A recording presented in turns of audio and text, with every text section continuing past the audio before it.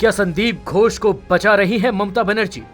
Sandeep Ghosh RG Kar medical college एवं अस्पताल के प्रिंसिपल थे, जहां जूनियर फीमेल डॉक्टर के साथ रेप हुआ और फिर हत्या कर दी गई। सीबीआई इस मामले में संदीप घोष से पिछले 6 दिनों से 12-12 घंटे तक पूछताछ कर रही है।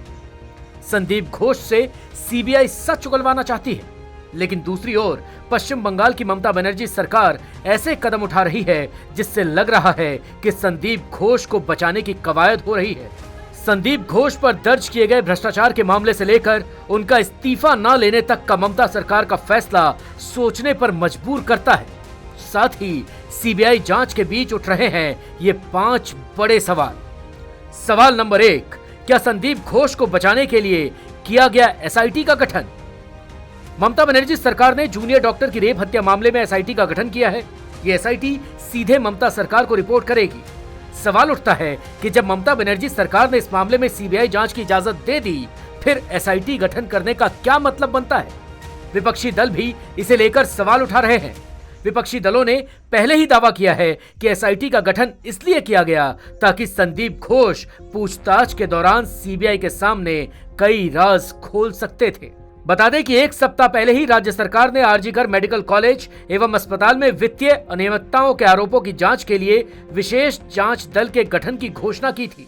यह अस्पताल 2021 से संदीप घोष की देखरेख में चलाया जा रहा था। सवाल नंबर 2, क्यों नहीं लिया गया संदीप घोष का इस्तीफा? संदीप घोष के प्रिंसिपल रहते हुए हॉस्पिटल में जूनियर डॉक्टर के साथ रेप हो जाता है और फिर उसकी हत्या भी कर दी जाती है। इसके बावजूद संदीप घोष के खिलाफ कोई कदम नहीं उठाया जाता। इतना ही नहीं, जब संदीप घोष इस्तीफा देते हैं तो उसे स्वीकार नहीं किया जाता। डॉक्टर घोष ने अस्पताल परिसर में जूनियर डॉक्टर के साथ बलात्कार और हत्या के कुछ दिनों बाद प्रिंसिपल के पद से इस्तीफा दे दिया, लेकिन इसे नामंजूर करते हुए उन्हें Calcutta national medical college and hospital का प्रिंसिपल नियुक्त कर दिया गया। इसके बाद सीएनएमसीएच के मेडिकल छात्रों और जूनियर डॉक्टरों ने विरोध प्रदर्शन शुरू कर दिया, इसीलिए उन्हें वहां से भी हटना पड़ा। सवाल नंबर 3, रेप और मर्डर के मामले को क्यों बताया गया सुसाइड? कोलकाता में जूनियर डॉक्टर के रेप के बाद हुए मर्डर को लेकर एक सवाल यह भी खड़ा हो रहा है कि मृतका के माता पिता को सच्चाई क्यों नहीं बताई गई। माता पिता से कहा गया था कि उनकी बेटी ने सुसाइड किया है। हॉस्पिटल के सूत्रों के मुताबिक जूनियर डॉक्टर ने सुसाइड किया है। ये जानकारी माता पिता को देने के लिए ऑर्डर पूर्व प्रिंसिपल के ऑफिस से दिए गए थे।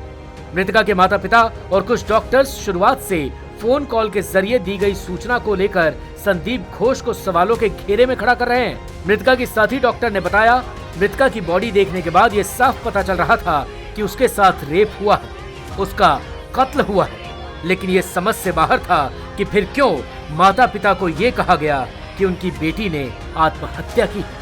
सवाल नंबर 4, पुलिस और परिवार को 2 घंटे बाद क्यों किया गया सूचित? मृतका डॉक्टर के सहकर्मियों ने माता पिता को सूचित करने में लगभग 2 घंटे की देरी पर भी सवाल उठाए। साथ ही उन्होंने बताया कि शव मिलने के तुरंत बाद प्रिंसिपल संदीप घोष ने उसी सेमिनार हॉल के अंदर एक मीटिंग बुलाई थी। इस मीटिंग में 2 अन्य डॉक्टर भी शामिल थे। इस मीटिंग के बाद ही पुलिस को सूचित किया गया। आखिर इस देरी की वजह क्या है? सवाल नंबर 5, पोस्टमार्टम रिपोर्ट में खुल गई पोल। महिला चिकित्सक की दुष्कर्म के बाद हत्या कर दी गई थी।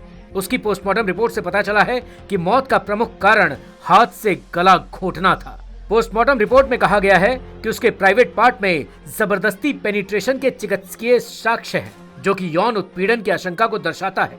इसमें कहा गया है कि महिला डॉक्टर की 16 बाहरी चोटों में से उसके गालों, होठों, नाक, गर्दन, बाहों और घुटनों पर खरोंच के निशान शामिल हैं। उसके निजी अंगों पर भी चोटें थी। यही वो 5 सवाल हैं जो ये सोचने को मजबूर करते हैं कि क्या संदीप घोष को ममता बनर्जी वाकई बचा रही हैं। एनडीटीवी इंडिया पर फिलहाल के लिए बस इतना ही। कोलकाता कांड से जुड़ी और खबरों को देखने के लिए सब्सक्राइब कीजिए एनडीटीवी इंडिया।